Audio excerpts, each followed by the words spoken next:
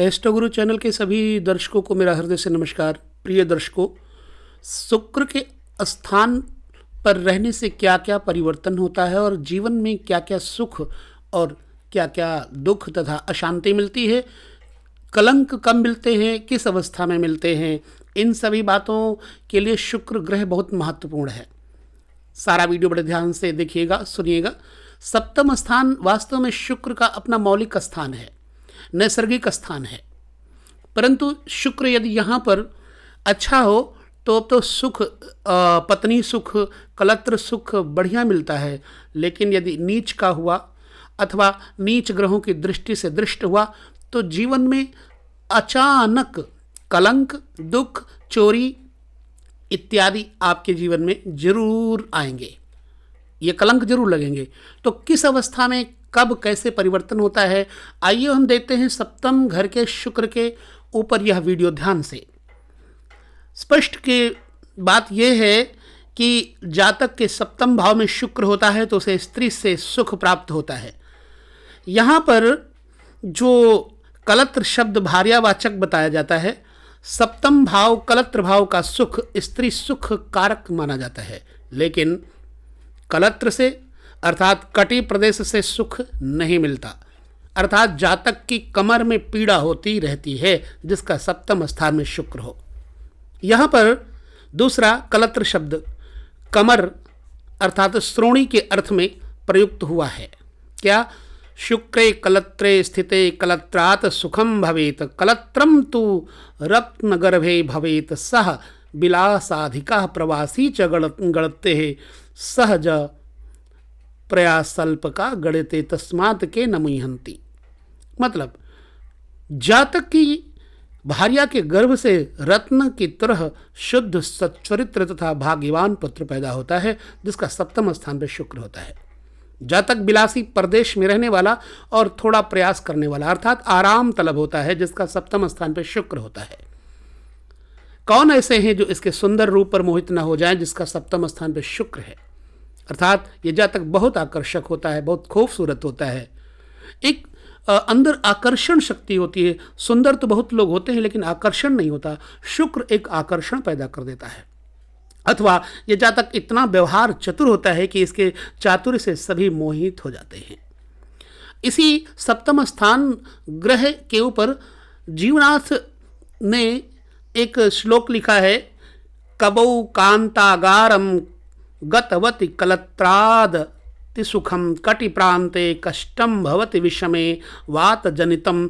यहाँ पर जिस मनुष्य के जन्म समय में शुक्र कलत्र भाव अर्थात सप्तम भाव में हो वो स्त्री से पूर्ण सुख प्राप्त करता है। लेकिन वात जन्य कष्ट, कमर में भारी कष्ट का कारण होता है। इसे संतान सुख प्रचुर मात्रा में प्राप्त होता है। सुंदरी स्त्रियों के उपभोग का सुख अधिक से अधिक मिलता है। यह एक श्रेष्ठ कलाकार भी होता है सातवें घर में जिसका शुक्र हो, और इसकी कला से सब रसिक श्रेष्ठ लोग मोहित हो जाते हैं। आचार्य बराह मिहिर ने सप्तम स्थान के शुक्र के ऊपर अपनी टिप्पणी की है कि यह शुक्र जातक के सप्तम भाव में हो तो ये कलह वल्लभ और सुरताभिलाषी होता है। और सप्तम भाव स्थित शुक्र ऐसे जातक को जन्म देता है जो अतीब सुंदर होता है। इसे स्त्री सुख प्राप्त होता है, ये वैभवपूर्ण होता है, ये किसी से लड़ाई झगड़ा नहीं करता है, ये भाग्यवान होता है, ऐसा कल्याण वर्मा जी ने लिखा है। अब देखिए, बराह जी के अनुसार जातक कलह प्रिय होता है, बराह मिहिर ने लिखा। परंतु कल्याण वर्मा के अनुसार जातक किसी से लड़ाई झगड़ा नहीं करता है और शांति प्रिय होता है। ऐसा क्यों? इसी पर वैद्यनाथ ने अपनी टिप्पणी की है सप्तम स्थान के शुक्र के ऊपर। वैद्यनाथ जी ने लिखा कि वेश्या स्त्री जन वल्लभश्च सुभगो व्यंगः सिते कामगेह। यानी कि जिस जातक के सप्तम भाव में शुक्र हो उसे वेश्याओं से प्रेम होता है, स्त्रियां भी इससे प्यार करती हैं। यह सुंदर स्वरूप होता है, इसके शरीर में कुछ व्यंग होता है। शुक्रे मन्मथ राशिगे बलवती स्त्रीणाम बहूनाम पति। जिसके सप्तम भाव में शुक्र बलवान हो वो जातक एक से अधिक स्त्रियों का पति होता है। यदि किसी स्त्री के सप्तम भाव में शुक्र है और वो शुक्र बलवान है तो ऐसी स्त्री बहुत भाग्यवती और धनाढ्य यानी धनवती होती है, जिसके सप्तम स्थान पर शुक्र हो। गर्गाचार्य ने अपनी टिप्पणी की है सप्तम भाव के शुक्र के ऊपर कि शुक्र यदि सप्तम भाव कलत्र स्थान में हो तो ऐसा जातक पुत्रों से तथा धन से युक्त होता है, यह सुंदर होता है, यह प्रसन्न मना होता है तथा सुखी होता है। इसकी पत्नी कुलीन होती है। और यह शुक्र यदि शुभ राशि में शुभ ग्रह के साथ या शुभ ग्रह की दृष्टि में हो तो जातक की पत्नी तरुणा होती है, युवा होती है, सुंदर होती है और बहुत सुंदर गोरे वर्ण की होती है, प्रफुल्लित कमल जैसी आंखों वाली होती है। ये शुक्र मंगल के साथ दृष्टि में नवांश में या मंगल की राशियों मेष वृश्चिक में हो तो परस्त्री गमन की इच्छा रहती है। मैं पहले भी कह चुका हूं कि पुरुष राशियां और स्त्री राशियां प्रत्येक कुंडली में होती हैं, जिसमें प्रथम राशि पुरुष की होती है और द्वितीय राशि जो है स्त्री की होती है। जैसे मेष राशि हो गई पुरुष तो वृष राशि हो गई स्त्री, मिथुन राशि हो गई पुरुष तो कर्क राशि हो गई स्त्री। इसी तरह से पुरुष स्त्री के हिसाब से ग्रहों का फल भी होता है। कोई ग्रह शुक्र या चंद्रमा या मंगल, कोई ग्रह स्त्री राशि, कोई ग्रह पुरुष राशि से लगाव रखता है। तो कहते हैं मानसागर में सप्तम स्थान के शुक्र के ऊपर कि सप्तम भाव में शुक्र हो तो सुंदर जातक बहुत पुत्र और धन से युक्त श्रेष्ठ कुल में उत्पन्न स्त्री का पति होता है। सुंदर सदा प्रसन्न और सुखों से युक्त रहता है ऐसा जातक, जिसके जन्म काल में सप्तम भाव में शुक्र स्थित होता है। ऐसा जातक अनेक कलाओं में चतुर, जल क्रीड़ा करने वाला और वेश्याओं से प्रेम रखने वाला होता है। क्यों? छोटी सी टिप्पणी है, आपटे की डिक्शनरी के अनुसार नटी नटिनी एकार्थक हैं। नटिनी और वेश्या एकार्थक है। नाचने वाली वेश्याएं होती हैं। नट अर्थात सूत्रधार की स्त्री भी नटी व नटिनी होती है, क्योंकि अभिनय में सहायक होती है। इसी पर बृहद यवन जातक ने एक टिप्पणी की है अपनी सप्तम भाव के शुक्र के ऊपर कि सप्तम भाव में शुक्र के होने से जातक अनेक विध कलाओं में निपुण और चतुर, जल क्रीड़ा करने वाला, काम क्रीड़ा में चतुर और किसी एक नटी पर प्रेम करने वाला होता है। काशीनाथ ने सप्तम स्थान के शुक्र के ऊपर अपनी भावभंगिमा दी है। कहते हैं कि सप्तमे भृगुपते च धनी दिव्यांगनायुताः निरोगाः सुख संपन्नो बहुभाग्यः प्रजायते। जिसके सप्तम में शुक्र हो तो जातक धनी, सुंदरी तथा उत्तम स्त्री से सुख युक्त और निरोग, सुख संपन्न तथा बहुत भाग्यशाली होता है।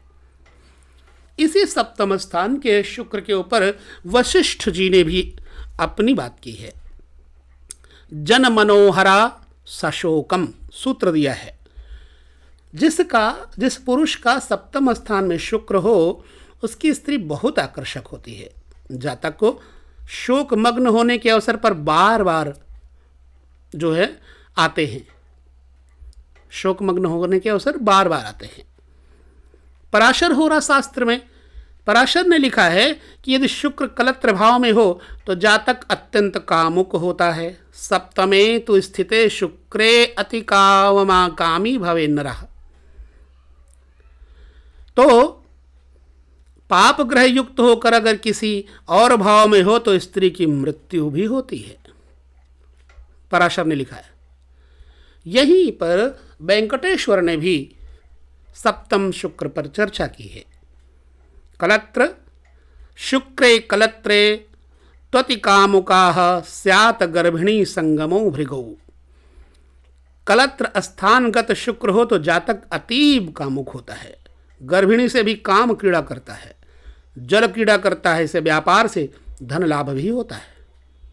जयदेव ने भी सप्तम स्थान के शुक्र के ऊपर अपनी टिप्पणी दी है कि कलिप्रियो गीत रुचि रतिप्रिया श्रेष्ठो अम्बुलीला कुशला सिते स्तगे। अस्त भाव अर्थात सप्तम भाव में शुक्र के होने से जातक झगड़ालू, गायन तथा काम क्रीड़ा में आसक्त और जल क्रीड़ा में निपुण और श्रेष्ठ होता है।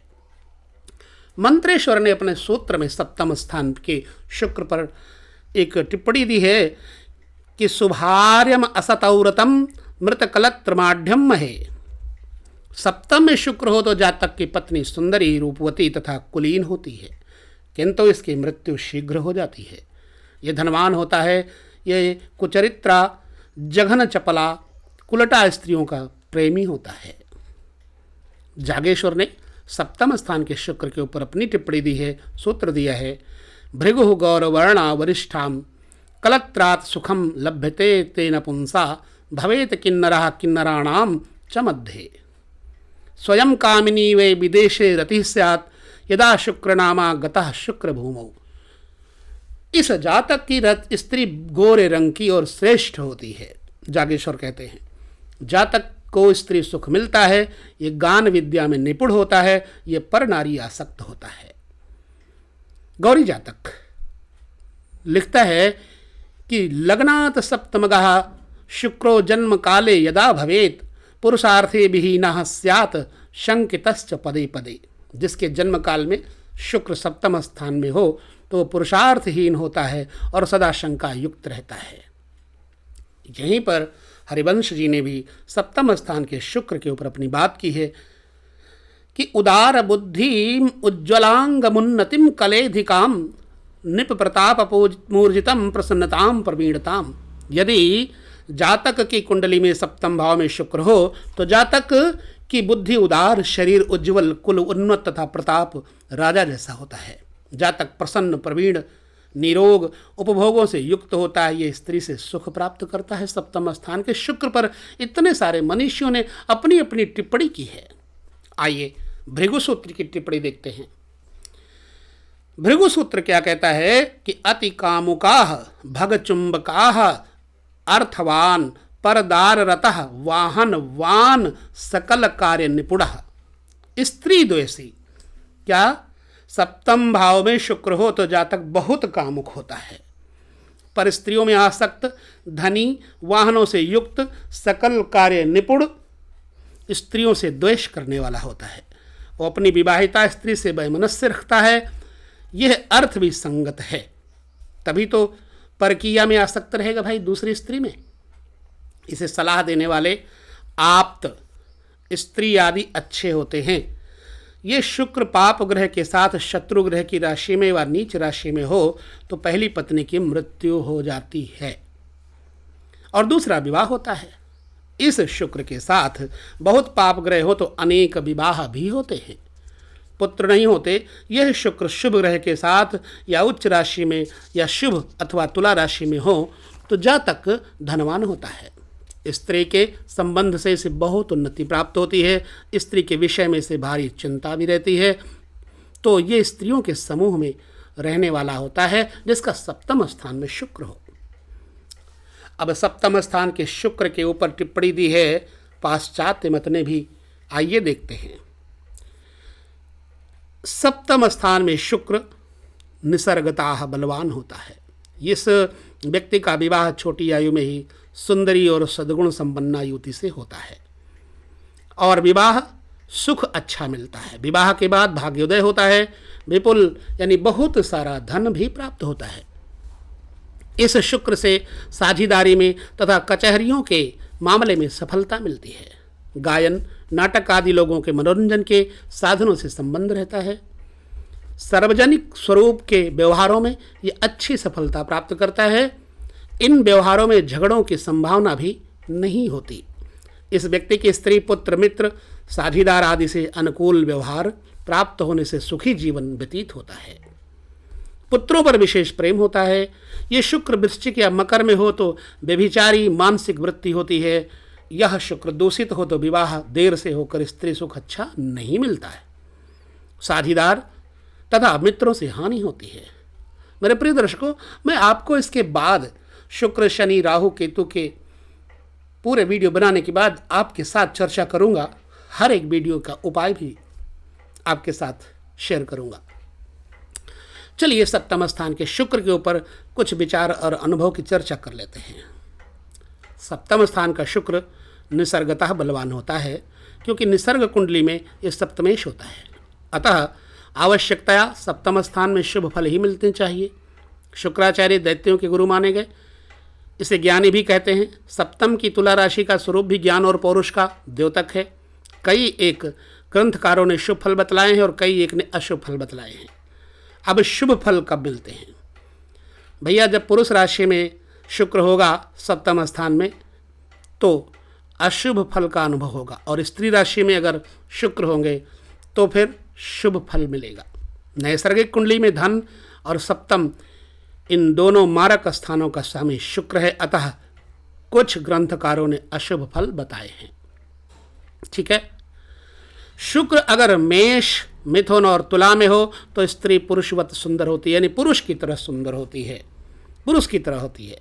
यह स्त्री बुद्धिमती, सांसारिक व्यवहार में चतुर, कुटुंब में मिलकर चलने वाली होती है। यह पति की प्यारी, कामुकी, धैर्यवती, आनंदी, कलाओं में निपुण तथा सुशिक्षित होती है। पति पर अधिकार रखती है, संतति थोड़ी होती है।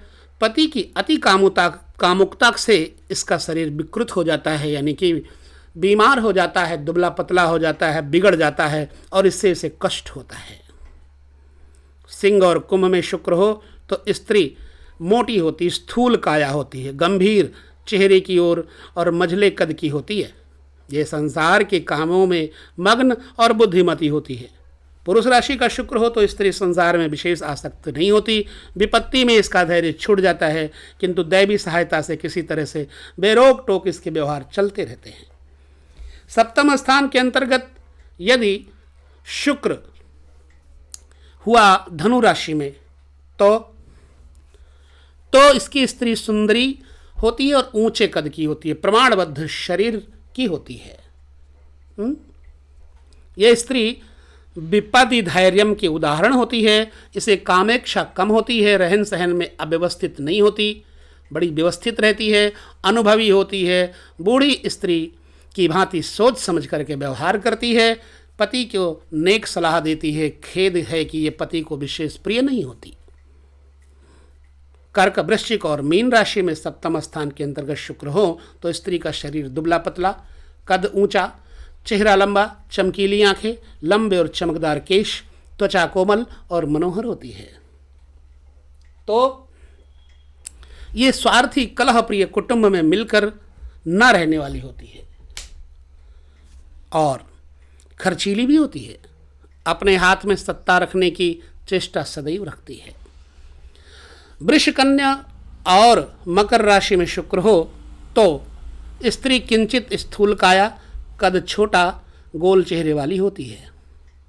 केस थोड़े किंतु घने होते हैं। सत्ता की इच्छुक होती है, घर बार संभालने वाली होती है, सम व्यवहार करने वाली, रोगियों की सेवा करने वाली होती है, अर्थात रोगियों की देखभाल अच्छी करती है। यदि शुक्र स्त्री राशि का हो तो स्त्री के गुण पूर्णतया विकसित होते हैं। अविवाहित रहना, पत्नी से विभक्त हो जाना, दो विवाह का होना, सप्तम शुक्र के अशुभ फल बताए गए हैं। इस प्रकार के फलों का अनुभव वृषभ, कर्क, वृश्चिक, मकर तथा मीन राशियों में विशेषतया होते हैं। पुरुष राशियों में मिथुन और धनु में भी यही फल अनुभूत होता है। पुरुष राशि का शुक्र बहुत कामुक बनाता है आदमी को। मेष, वृश्चिक, मकर तथा कुंभ में यदि शुक्र हो तो सप्तम स्थान पर पत्नी होती है विजातीय, दूसरे जाति से अथवा फिर आयु से अधिक आयु वाली होती है।